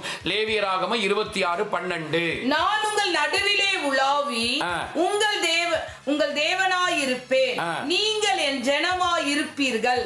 சரி, யாத்திராகமம் 25:8 சேர்த்து வாசிங்க. யாத்திராகமம் 25ஆம் அதிகாரம் அதனுடைய 8வது வசனம். யாத்திராகமம் 25:8. யாத்திராகமத்தின் புத்தகத்துல 25ஆம் அதிகாரம் 8வது வசனம். நான் வாசம் பண்ண எனக்கு ஒரு பரிசுத்த ஸ்தலத்தை உண்டாக்குவார்களாக. அப்ப இந்த 2 இடத்தினுடைய தெய்வீக தன்மை எப்படி ஒப்பிடப்படுகிறது பாருங்க, எப்படி பொருந்துகிறது பாருங்க. ஏதேனிலும் கர்த்தர் உலாவினார், அதே போல இந்த ஆசரிப்பு கூடாரத்திலையும் தேவன் என்ன செய்கிறார்? உலாவுகிறார், அங்கே வாசம் பண்ணுகிறார். இந்த ஒப்பனையை நம்ம படிக்க முடியும். இரண்டாவது ஒப்பனை என்னன்னா, ஏதேனில் ஆதியாகமம் 2:9 ஜீவ விருட்சம் நடுவிலே இருந்தது. விருட்சங்களுக்கெல்லாம் நடுவுல ஜீவ விருட்சம் இருந்தது. வாசிங்க ஆதியாகமம் 2:9. ஆதியாகமம் 2ஆம் அதிகாரம். தேவனாகிய கர்த்தர் பார்வைக்கு அழகும் புசிப்புக்கு நலவுமான சகலவித விருட்சங்களை தோட்டத்தின் நடுவிலே ஜீவ விருட்சத்தையும் நன்மை தீமை அறியத்தக்க விருட்சத்தையும் பூமியிலிருந்து முளைக்க பண்ணினார். சரி, அப்ப இங்க ஜீவ விருட்சம் நடுவுல இருக்கிறது. அந்த முக்கியமான வார்த்தை தான், நடுவிலே ஜீவ விருட்சம் இருக்கிறது. அதே போல இந்த ஆசரிப்பு கூடாரத்துல ஜீவ விருட்சத்துக்கு ஒப்பாக நடுவிலே வைக்கப்பட்டது என்ன அப்படின்னா, பரிசுத்த ஸ்தலத்தில் வைக்கப்பட்ட குத்து விளக்கு, மெனோரா அப்படின்னு எபிரேயத்தில் சொல்லுவாங்க அல்லவா, அந்த குத்து விளக்கு நடுவிலே வைக்கப்படுகிறது. நடுவில் இருக்கு. அதை நம்ம இங்க படிக்கிறோம். தேவனுடைய வார்த்தையை அடையாளப்படுத்துகிற இந்த குத்து விளக்கு அதுவும் ஆசரிப்பு கூடாரத்தில் நடுவில் தான் வைக்கப்பட்டிருக்கு. யாத்திராகமம் 25ஆம் அதிகாரத்தில் 31வது வசனத்திலிருந்து 39வது வசனம் வரைக்கும் இந்த குத்து விளக்கப்பட்டு இருக்கு. நம்முடைய வசதிக்காக நீங்க வீட்டில் அதை படித்துக் கொள்ளுங்க. நம்முடைய வசதிக்காக 31வது வசனத்தை மாத்திரம் வாசிக்க கேட்போம். யாத்திராகமம் 25னுடைய 31வது வசனம். பசும் பொன்னினால் ஒரு குத்து விளக்கை உண்டாக்குவாயாக, அது பொன்னினால் அடிப்பு வேலையாய் செய்யப்பட வேண்டும். இப்படியாக இந்த குத்து விளக்கு இங்கே வைக்கப்பட்டிருக்கிறத நம்ம படிக்கிறோம். சரி, அடுத்து நீங்க பாத்தீங்கன்னா 3வது ஒரு ஒப்பனை என்ன பாருங்க. அப்ப தோட்டத்திலையும் ஜீவ விருட்சம் இருக்கு நடுவுல, இங்க ஆசரிப்பு கூடாரத்துல இங்க வந்து பாத்தீங்கன்னா நடுவுல வந்து அந்த ஜீவ விருட்சத்தை அடையாளப்படுத்துகிற குத்து விளக்கு மெனோரா அது அங்கே இருக்கிறது. 3வது, இந்த ஏதேனில் உள்ள இந்த தோட்டத்துல ஆதியாகமத்தின் புத்தகம் 2:12 பாத்தீங்கன்னா பொண்ணு அப்புறம் விலையேற பெற்ற கற்கள் எல்லாம் அங்கே இருக்கிறத பார்க்க முடியும். ஆதியாகமம் 2:12 வாசிங்க. ஆதியாகமம் 2ஆம் அதிகாரம் 12ஆம் வசனத்தை வாசிப்போமாக. ஆதியாகமம் 2:12 வாசிங்க. தேசத்தின் பொன் நல்லது, அவிடத்திலே பிதர்லாகும் கோமேத கற்களும் உண்டு. கோமேதக கற்களும் உண்டு. இப்படி பொன்னும் கற்களும் இருக்கிறது அல்லவா. அதே மாதிரி நீங்க யாத்திராகமம் 25 அந்த அதிகாரம் 1ஆம் வசனத்திலிருந்தே 40ஆம் அதிகாரம் வரைக்கும் நீங்க படிச்சு பாருங்க. அங்கேயும் இந்த ஆசரிப்பு கூடாரம் கட்டப்படுவதற்கு பொன், வெள்ளி, விலையேற பெற்ற கற்கள், அந்த ஆசாரிய வசனத்துக்குரிய இந்த மார்பதக்கங்கள், கோமேதக கற்கள், இப்படி இங்கேயும் பொன்னும் விலையேற பெற்ற கற்களும் இடம்பெற்றிருப்பதை நம்ம பார்க்க முடியும். இது 3வது ஒப்பனை, 3வது ஒற்றுமை. நான்காவது இந்த ஏதேனில் உள்ள இந்த தோட்டம் இருக்கிறது அல்லவா, ஏதேன் தோட்டத்திலையும் கேருபீன்களை நாம் பார்க்க முடியும். ஆதியாகமம் 3ஆம் அதிகாரம் அதனுடைய 24ஆம் வசனத்தை வாசிங்க. அங்கே கேருபீன்களை நம்ம பார்க்க முடியும். வாசிங்க ஆதியாகமம் 3:24. ஆதியாகமம் 3ஆம் அதிகாரத்தினுடைய 24வது வசனம். அவர் மனுஷனை துரத்தி விட்டு ஜீவ விருட்சத்துக்கு போகும் வழியை காவல் செய்ய ஏதேன் தோட்டத்துக்கு கிழக்கே கேருபீன்களை கேருபீன்களையும் வீசிக்கொண்டிருக்கிற சுடரொளி பட்டயத்தையும் வைத்தார். அப்ப கேருபீன்கள் அங்க இருக்கிறது. யாத்திராகமம் 25:18 பாத்தீங்கன்னா அங்கேயும் ஆசரிப்பு கூடாரத்துல, அதுலயே அந்த மகாபரிசுத்த ஸ்தலத்துல அங்கே கிருபாசனங்களுக்கு மேலே கேருபீன்களை கர்த்தர் வைக்கிறத நம்ம பார்க்கிறோம். யாத்திராகமம் 25:18 வாசியுங்கள். யாத்திராகமம் 25:18. கேருபீன்களை செய்வாயாக, பொன்னை தகடாய் அடித்து அவைகளை செய்து கிருபாசனத்தின் 2 ஓரங்களிலும் வைப்பாயாக. கிருபாசனத்தோட 2 ஓரங்களிலும் அது வைக்கப்படுகிறத நம்ம பார்க்கிறோம். யாத்திராகமம் 37:9 இது பற்றி சொல்லி இருக்கிறது. சரி, 5வது பாத்தீங்கன்னா ஆதியாகமத்துல 3ஆம் அதிகாரம் 24ல ஏதேனுடைய இந்த நுழைவாயில் கிழக்கே தான் இருக்கு. ஏதேனுடைய நுழைவாயிலும் கிழக்கே தான் இருக்கிறது. அதே மாதிரி யாத்திராகமம் 27 அந்த 13ஆம் வசனத்துல பாத்தீங்கன்னா ஆசரிப்பு கூடாரத்தினுடைய நுழைவாயிலும் கிழக்கிலே இருப்பதை பார்க்கலாம். ஆதியாகமம் 3ஆம் அதிகாரம் 24 வாசிங்க. ஆதியாகமம் 3:24. மனுஷனை துரத்தி விட்டு ஜீவ விருட்சத்துக்கு போகும் வழியை காவல் செய்ய ஏதேன் தோட்டத்துக்கு கிழக்கே கேருபீன்களையும் வீசிக்கொண்டிருந்த சுடரொளி பட்டயத்தை வைத்தார். அந்த ஏதேனுக்கு போகும் வழி அப்ப பாருங்க, அது கிழக்க தான் இருக்கு அந்த வழி. அதே மாதிரி யாத்திராகமம் 27:13 பாத்தீங்கன்னா இந்த ஆசரிப்பு கூடாரத்தினுடைய நுழைவாயிலும் கிழக்கு தான் இருக்கிறது. யாத்திராகமம் 27:13 வாசிங்க. யாத்திராகமம் 27ஆம் அதிகாரத்தினுடைய 13வது வசனம். சூரியன் உதிக்கிற திசையாகிய கிழக்கு பக்கத்தின் பிரகாரம் 50 முழ அகலமாய் இருக்க வேண்டும். அப்ப இந்த பிரகாரம் வாசல் எல்லாம் எந்த பக்கம் இருக்கு பாருங்க, சூரியன் உதிக்கிற கிழக்கு பக்கத்திலே இருக்கிறது அப்படிங்கறத நம்ம படிக்கிறோம். பாருங்க எவ்வளவு ஒரு இனிமையாக, எவ்வளவு அழகாக கர்த்தர் வடிவமைத்து இருக்கிறார். இந்த அதிசயங்கள் எல்லாம் நம்ம பார்க்காமல் இருப்பது எவ்வளவு நம்முடைய வாழ்க்கையில எவ்வளவு ஒரு நிர்பந்தமான நிலையாக இருந்திருக்கும் பாருங்க. கர்த்தர் எவ்வளவு அழகாக இந்த ஏதேன் தோட்டம் ஆசரிப்பு கூட 2 எவ்வளவு அழகாக பொருந்துகிறதுன்னு பாருங்க. கர்த்தர் எல்லாம் வச்சிருக்கிறார். இதை இஸ்ரவேலுக்கு பாடம் சொல்லி கொடுக்கிறாரு. இந்த ஒரு தெய்வீக பிரசன்னம் இருக்கிறதான இடத்துக்கு தான்ப்பா நீங்க போறீங்கன்னு சொல்றாரு. 6வதாக ஆதியாகமம் 2:15 பாத்தீங்கன்னா ஏதேனிலையும் ஒரு ஆசாரியத்துவ வேலை இருக்கிறது. ஆதியாகமம் 2:15 வாசிங்க. அங்க அந்த காக்கவும் பண்படுத்தவும் என்பது ஆசாரியத்துவ ஊழியத்திற்கு அடையாளமாக அங்க சொல்லப்பட்டிருக்கு. ஆதியாகமம் 2:15 தோட்டத்திலேயும் அந்த மாதிரி ஒரு ஆசாரியத்துவ வேலை அங்கே இருக்கிறது. வாசிங்க. தேவனாகிய கர்த்தர் மனுஷனை ஏதேன் தோட்டத்தில் அழைத்து கொண்டு வந்து அதை பண்படுத்தவும் காக்கவும் வைத்தார். பண்படுத்தி அதை காக்க வேண்டும், பாதுகாக்க வேண்டும். அதே மாதிரி ஆசரிப்பு கூடாரத்திலையும் இந்த லேவியர்கள் ஆசாரியர்கள் அவங்களுக்கும் இதே மாதிரி வேலையை கொடுக்கிறார். என்னாகமம் 3ஆம் அதிகாரம் அதனுடைய 7-8 வசனங்கள். என்னாகமம் 3ஆம் அதிகாரம் அதனுடைய 7-8 வசனங்களை படிக்கும் போது நமக்கு இது தெளிவாக புரிகிறது. ஆசரிப்பு கூடாரத்துக்கு முன்பாக அவனுடைய காவலையும் எல்லா சபையின் காவலையும் காத்து வாசஸ்தலத்தின் பணிவிடை வேலைகளை செய்ய கடவார்கள். இப்படி இந்த காக்கவும் பண்படுத்தவும் என்கிறதான காரியம் இங்கே சொல்லப்பட்டிருக்கு. என்னாகமம் 8:26 குறித்துக் கொள்ளுங்க. அங்கேயும் நாம் அதை பார்க்க முடியும். ஆசாரியர்கள் அப்படி அவங்க அங்க வேலை செய்கிறத நம்ம பார்க்கிறோம்.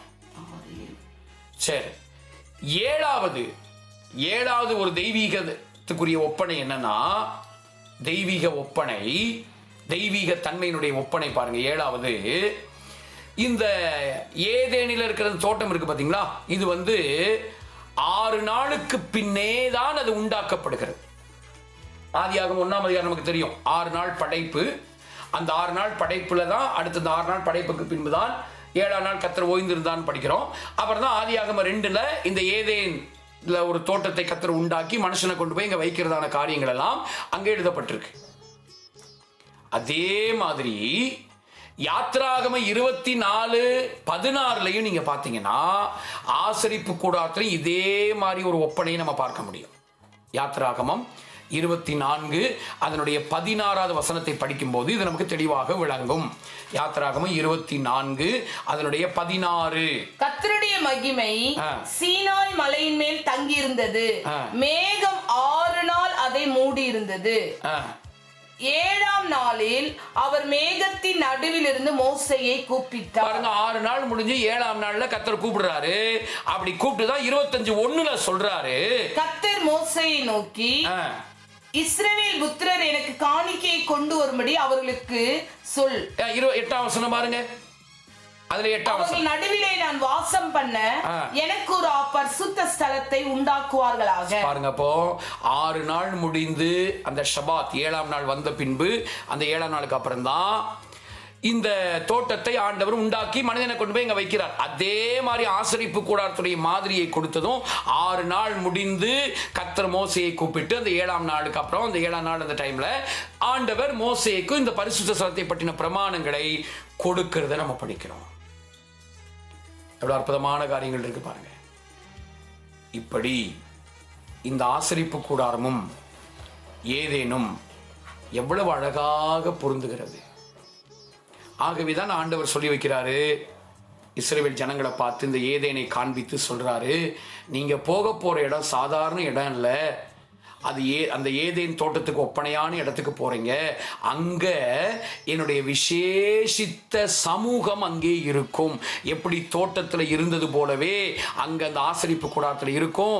அப்புறம் பின்னாட்களை வரப்போற ஆலயத்திலேயும் அது இருக்கும் என்பதை ஆண்டவர் சொல்லுகிறார். இதான் தெய்வீக காரியங்களிலே ஏதேனுக்கும் ஏதேன் தோட்டத்துக்கும் ஆசரிப்பு கூடாரத்துக்கும் இடையில் இருக்கிற ஒப்பனை. இதை நம்ம இங்கே படிக்கிறோம். இஸ்ரவேல் ஜனங்களுக்கு இது ஆண்டவர் சொல்லிக் கொடுக்கிறார்.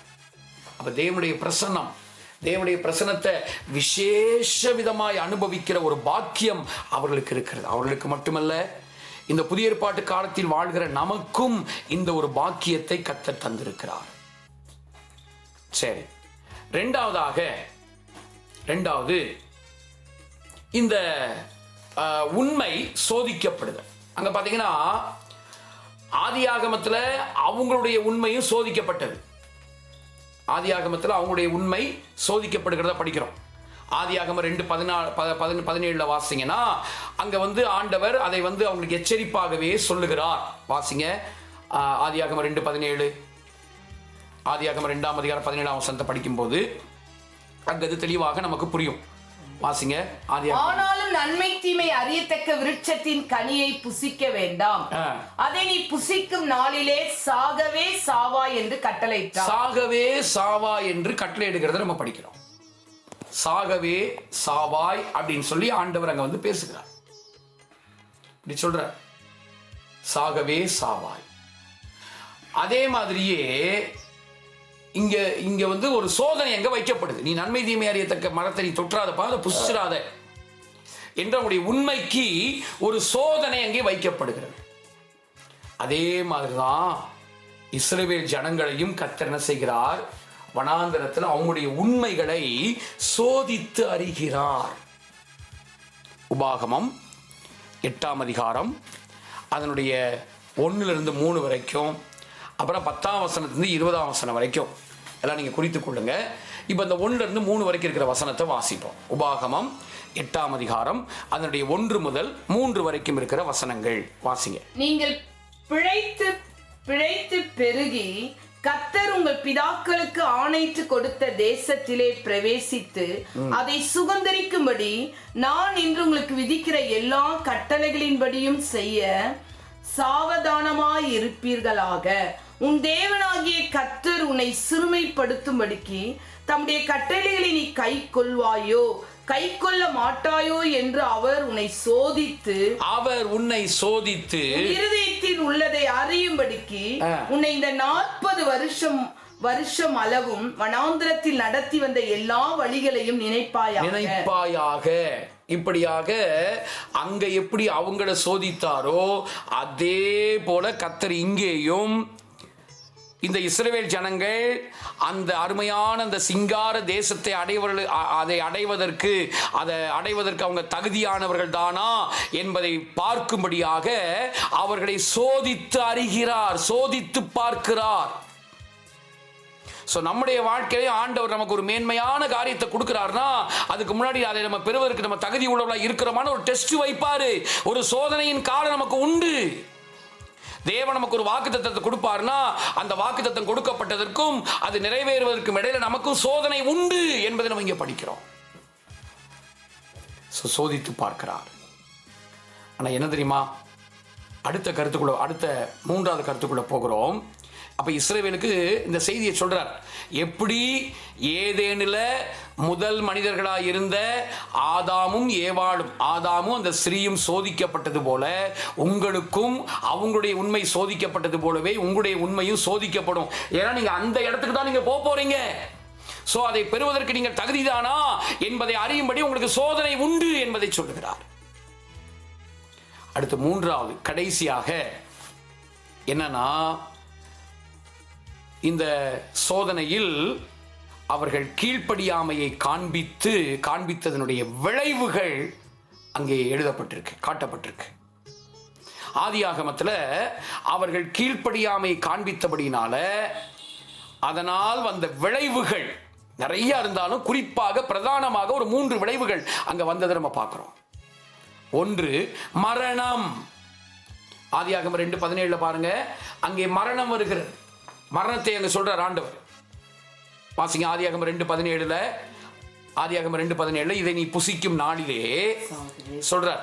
வாசிங்க ஆதியாகமம் 2:17 17ஆம் வசனம். ஆனாலும் நன்மை தீமை அறியத்தக்க விருட்சத்தின் கனியை புசிக்க வேண்டாம், அதை புசிக்கும் நாளிலே சாகவே சாவா என்று கட்டளையிட்டார். நீ சாகவே சாவா என்று கட்டளையிட்டார். அதே மாதிரியே 3ஆம் அதிகாரத்தில் அவர்கள் புசித்தார்கள். அவங்களுடைய வாழ்க்கையில மரணத்தினுடைய அந்த விளைவுகள் அவங்களை பின்தொடர்ந்து வருகிறத பார்க்கிறோம். அதே மாதிரிதான் பாவத்தின் சம்பளம் மரணம் அப்படிங்கறத நம்ம இங்க படிக்கிறோம். அதே மாதிரி இந்த வனாந்தர யாத்திரையில போய் கொண்டிருக்கிறார் இஸ்ரவேல் ஜனங்கள்.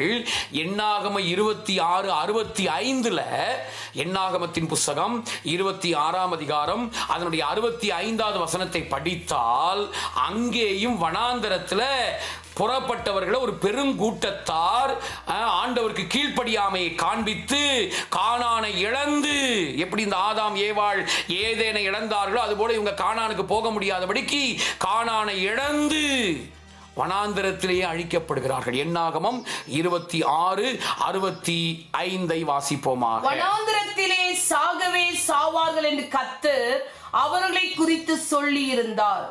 இந்த வேர்டை கவனிச்சு பார்த்தீங்களா, அங்கேயும் சாகவே சாவாய், இங்கேயும் இந்த கீழ்ப்படியாமை காண்பித்தவர்கள் சாகவே சாவார்கள். 64 இருந்தே படிங்களேன்.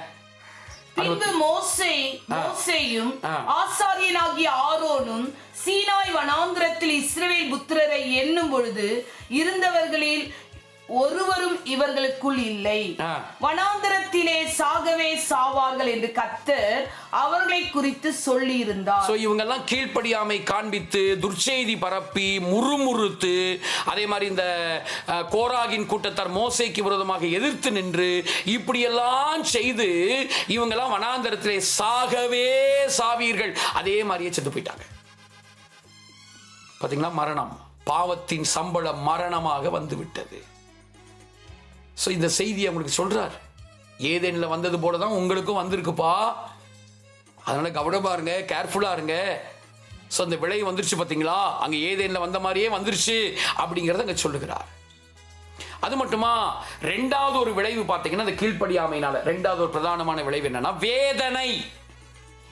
அவங்க வாழ்க்கையில வேதனை, நல்லா இருந்தவங்க வேதனை அனுபவிக்கக்கூடிய நிலைமைக்கு வந்து விட்டார்கள். ஆதியாகமம் 3ஆம் அதிகாரம் 16, 17, 18, 19 அது திரும்ப திரும்ப நம்ம வாசிக்கிறது நல்லது. ஏன்னா அப்பதான் இந்த ஒப்பனை உங்களுக்கு புரியும். ஆதியாகமம் 3ஆம் அதிகாரம் 16, 17 அந்த வசனங்களை வாசிங்க. 16, 17, 18 வசனத்தை வாசிங்க. ஆதியாகமத்தில் அங்க படிக்கும்போது நமக்கு தெளிவாக அது சொல்லப்பட்டிருக்கு.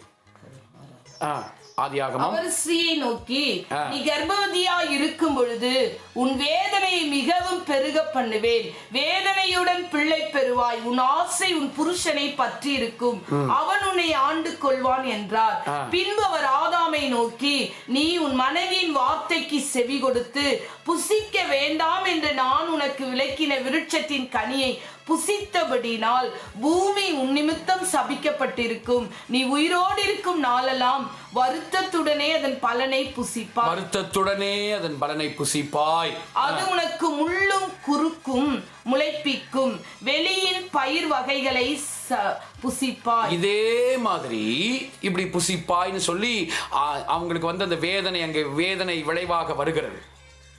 பாவத்தினுடைய விளைவாக, கீழ்ப்படியாமையினுடைய விளைவாக, அந்த சோதனையில் அவங்க உண்மையை காட்டாமல் கீழ்ப்படியாமல் போனதுடைய விளைவாக வேதனை வருகிறது. இதே மாதிரி உபாகம 28 நீங்க பாத்தீங்கன்னா முதல் 15 வசனங்கள் ஆசீர்வாதமா சொல்லிட்டு அதுக்கப்புறமா நீங்க பாத்தீங்கன்னா அங்க இதே மாதிரி ஆண்டவர் இந்த கடைசி வசனம் வரைக்கும், உபாகம 28 கடைசி வசனம் வரைக்கும் ஆண்டவர் பேசுகிறத நம்ம பார்க்க முடியும். 15ஆம் வசனம் பாருங்க. 15 உபாகமம் 28ஆம் அதிகாரம். இன்று நான் உனக்கு விதிக்கிற உன் தேவனாகிய கர்த்தருடைய கற்பனைகளின்படியும் கட்டளைகளின்படியும் நடக்க கவனமாயிருப்பதற்கு அவர் சத்தத்திற்கு செவி கொடுப்பாயாகில் இப்பொழுது சொல்லப்படும் சாபங்கள் எல்லாம் உன்மேல் வந்து பலிக்கும். இன்னொரு முறை வாசிங்க, இன்னொரு முறை படிங்க.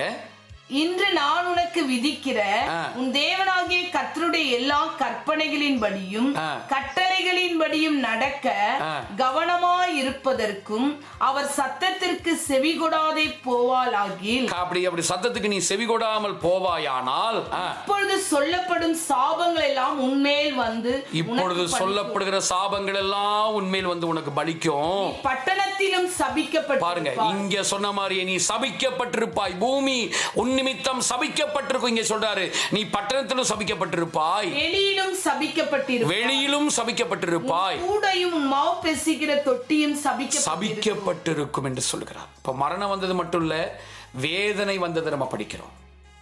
எல்லாம் பாவத்தினுடைய விளைவுகள். ரெண்டு சைடுமே வந்துச்சு. ஆதாம் ஏவாள் அவங்களுக்கு ஏதேன்ல வந்தது, இவங்க இந்த வனாந்தர யாத்திரையில போகும்போது இவங்களுக்கும் வந்தது. மூன்றாவது, அவங்க ரெண்டு பேருடைய வாழ்க்கையிலேயுமே அவர்கள் இழப்பை, அதாவது துரத்தப்படுதலை அவர்கள் அனுபவிக்கிறார்கள். துரத்தப்படுதல் நடக்கிறது. ஆதியாகமம் 3:22 பார்த்தீங்கன்னா இங்க மனிதனை கர்த்தர், இந்த முதல் மனிதனை ஆண்டவர் தோட்டத்தை விட்டு துரத்துகிறார். ஆதியாகமம் 3:22 ஏன்? கீழ்ப்படியாமையினால் துரத்தப்படுகிறார்கள். வாசிங்க ஆதியாகமம் 3:22. பின்பு தேவனாகிய கர்த்தர், இதோ மனுஷன் நன்மை தீமை அறியத்தக்கவனாய் நம்மில் ஒருவனைப் போல் ஆனான்.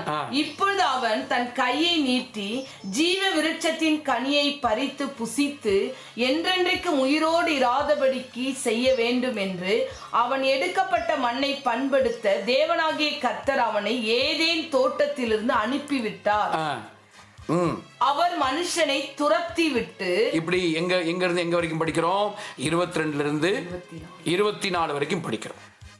அதே மாதிரி அங்க பாத்தீங்கன்னா இவங்க எப்படி கீழ்ப்படியாமையினால துரத்தப்பட்டார்களோ அதே போல உபாகமம் 30, 19, 20 சொல்றாரு, அங்க அவங்க துரத்தப்பட்ட மாதிரி இஸ்ரவேலர்களே நன்றாக கவனித்துக் கொள்ளுங்க, ஏதேனில் நடந்தது போலவே உங்க வாழ்க்கையிலையும் நடக்கும்.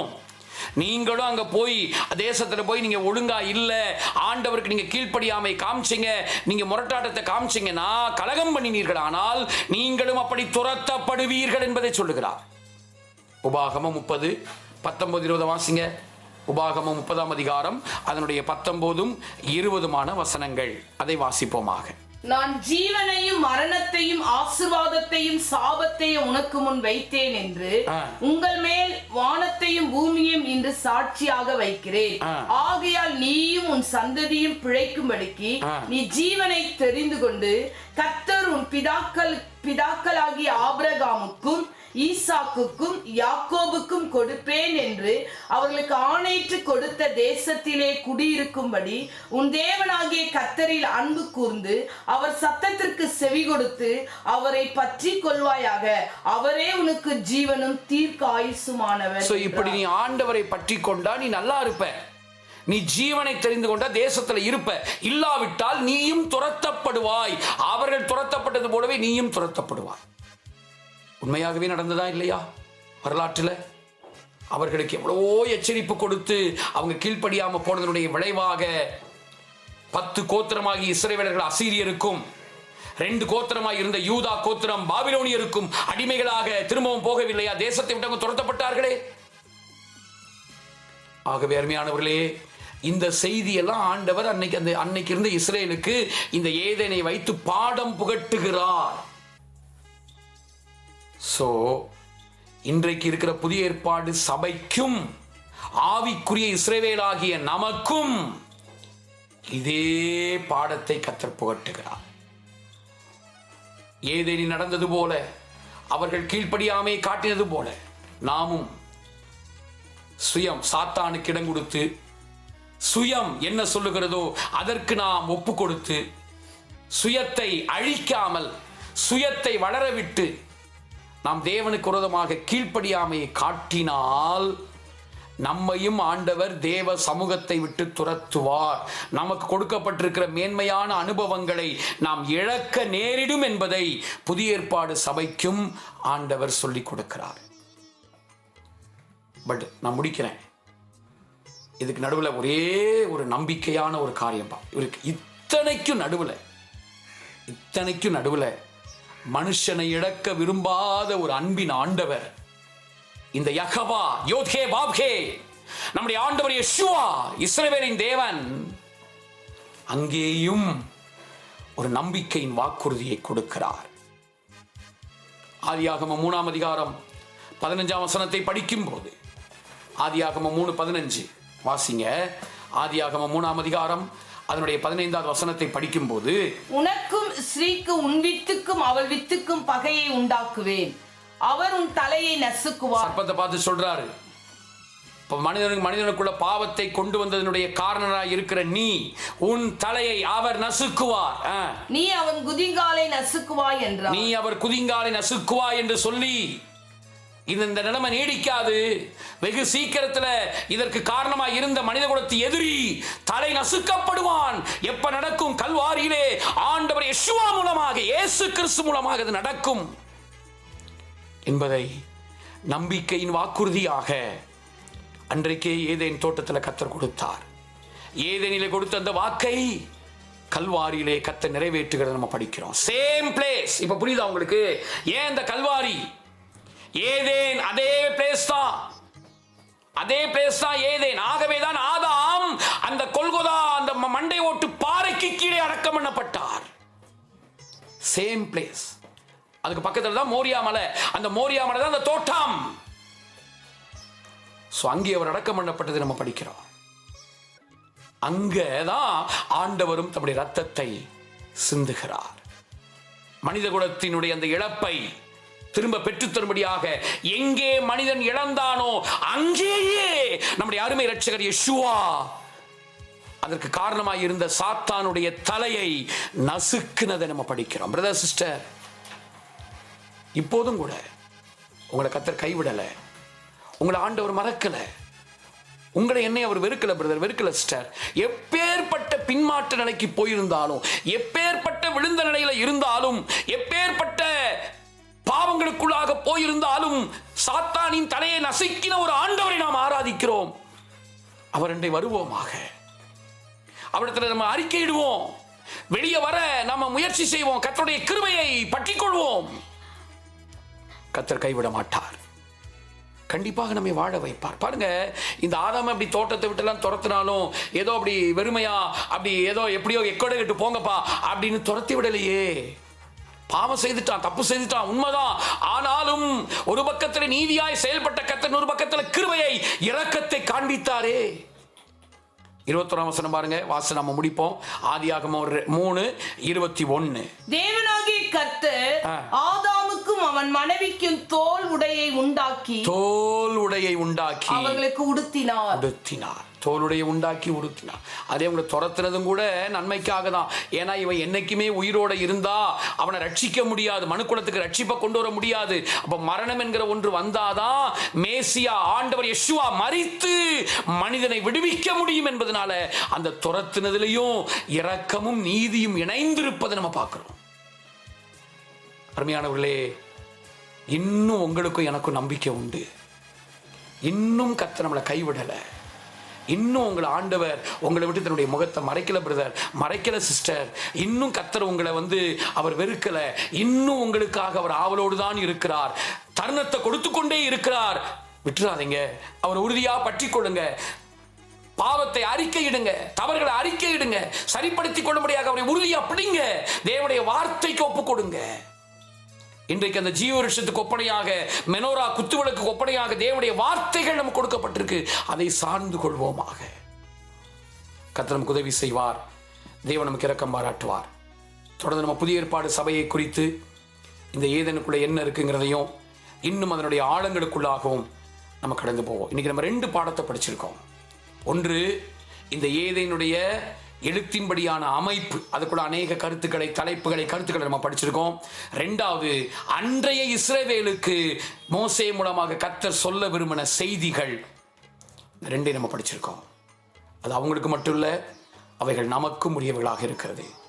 கர்த்தர் சமூகத்தில் ஒப்பு கொடுப்போம். கர்த்தர் நமக்கு உதவி செய்வார். தேவன் நம்மை ஆசீர்வதிப்பார். கர்த்தர் நம்மை ஆசீர்வதிப்பார். ஜெபிப்போம். அன்பின் ஆண்டவரே, நாங்கள் நம்மை துதிக்கிறப்பா. இந்த ஏதேன் தோட்டத்தை கொண்டு அநேக காரியங்களை எங்களுக்கு கற்றுக் கொடுத்த தயவுக்காக உமக்கு நன்றி. தொடர்ந்து எங்களோடு இடைபடுங்கப்பா.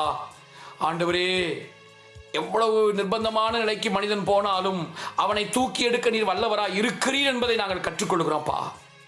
எங்களை நீர் தூக்கி எடுத்திருக்கிறீர். இப்பொழுதும் எங்களுடைய வாழ்க்கையில் ஏற்பட்ட விடுகைகள், தடுமாற்றங்களில் விடுவிக்க நீர் வல்லவராய் இருக்கிறீர் அப்பா. உமக்கு நன்றி ஆண்டவரே. உம்மை உறுதியாய் பற்றி கொள்ள, உம்முடைய சமூகத்தில் விழுந்து கிடக்க எங்களுக்கு உதவி செய்யுங்கப்பா. உடைய கிருபை எங்களை தாங்குவதாக. அசரங்கிட்ட யாவரையும் பொறுப்பிடுங்க. வருகைக்கு ஆயத்தப்படுத்துங்க ஆண்டவரே. உடைய கிருபை எல்லாரையும் தாங்கட்டும். தயவுள்ள கருத்து ஒப்பு கொடுக்கிறோம். பென்னலோகிம் யெஷுவா ஹமஷியாக் நாமத்தில் ஜெபிக்கிறோம் எங்கள் நல்ல பிதாவே. ஆமென், ஆமென்.